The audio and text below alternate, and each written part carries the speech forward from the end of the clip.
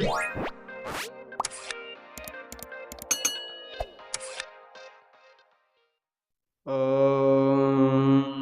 మహాగణాధిపతయే నమః.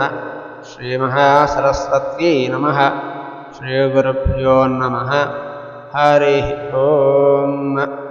వాగర్థావివ సంపృక్తౌ వాగర్థ ప్రతిపత్తయే జగతః పితరౌ వందే పార్వతీ పరమేశ్వరౌ. పరమేశ్వర స్వరూపమైన శ్రీ శివమహాపురాణ పఠనమునకు నమస్కారం. ఇక ఈ వీడియోలో రుద్ర సంహిత ప్రారంభించబడుతున్నది. ఈ రుద్ర సంహితలో 5 ఖండములున్నవి. మొదటిది సృష్టి ఖండము, రెండవది సతి ఖండము, మూడవది పార్వతీ ఖండము, నాలుగవది కుమార ఖండము, ఐదవది యుద్ధ ఖండము. ఈ 5 ఖండములు ఒకదాన్ని మించి ఒకటి అత్యద్భుతంగా ఉంటాయి.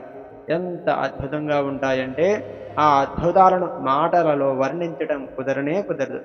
ప్రతి ఘట్టం చదవటమో లేదా వినటమో చెయ్యవలసినదే. ఇంత అద్భుతమైన గాథలను నా జీవితంలో ఇప్పటి వరకు వినలేదు సుమా.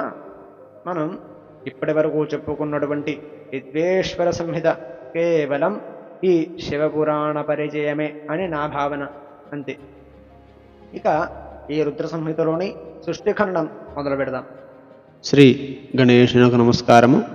శ్రీ గౌరీ శంకరులకు నమస్కారము. ఇప్పుడు రెండవది రుద్ర సంహిత ఆరంభించబడుతున్నది. జగత్తు యొక్క సృష్టి స్థితి లయములకు కారణమైనవాడు, గౌరీదేవికి భర్త అయినవాడు, తత్వములను ఎరిగినవాడు, అనంతమైన కీర్తి గలవాడు, మాయకు ఆశ్రయమైనవాడు, మాయచే ప్రభావితుడు కానివాడు, మనస్సు చేత కూడా ఊహించుటకు అశక్యము కానివాడు, జ్ఞానస్వరూపుడు, నిర్దోషుడు అగు శివునికి నమస్కరిస్తున్నాను. ప్రకృతి కంటే అతీతుడు, ఆది లేనివాడు, శాంత స్వరూపుడు, అద్వితీయుడు, పురుషోత్తముడు అగు శివునకు నమస్కరిస్తున్నాను. ఆయన జగత్తునంతను తన మాయచే సృష్టించి జగత్తునకు లోపల బయట ఆకాశము వలె వ్యాపించి ఉన్నాడు. శివుడి జగత్తును తన స్వరూపము నుండియే సృజించి సర్వమును వ్యాపించి ఉన్నవాడై తన గూఢ రూపమునందు ప్రతిష్ఠితై ఉన్నాడు. అయస్కాంత సన్నిధిలో లోహశకము వలె, అనగా అయస్కాంతము చుట్టూ ఇనుము ఎలా తిరుగుతుందో అలా ఈ భువనములు నిత్యం ఆయన చుట్టూ తిరుగుతూనే ఉంటాయి. అట్టి శివునకు నమస్కారం. వ్యాసుడు ఇలా అంటున్నాడు. అప్పుడు నైమిషారణ్యములో శౌనకాది ఋషులు సూతుణ్ణి భక్తితో ఇలా ప్రశ్నించారు. ఓ సూత మహాముని, ఇంతవరకు నువ్వు చేసిన విద్వేశ్వర సంహిత ప్రసంగాన్ని మేము చివరితో వింటున్నాం. శంకర దివ్యగాథ శ్రవణాపేయంగా ఉంది. మాకు సంపూర్ణంగా చెప్పుము. ఆయన నిర్గుణుడైన సగనుడు ఎలా అయ్యాడు? ఆయన అవ్యక్త రూపం ఎట్లాగుంటుంది? స్థితికాలంలో ఆయన కార్యనిర్వహణ ఎలాగుంటుంది? లయకాలంలో ఆయన క్రీడ ఎట్లాగుంటుంది? ఆయన ఎలా ప్రసన్నుడవుతాడు? ఆయన యొక్క ఆవిర్భావాన్ని, ఉమాదేవి ఆవిర్భావాన్ని, వారి వివాహాన్ని, వారి గృహస్థాశ్రమ గాథలను ఇలా విశేష వైభవంగా ఇంకా నీకు తెలిసిన విషయాలను సవిస్తారంగా చెప్పవలసిందిగా కోరాడు మహామునుడు.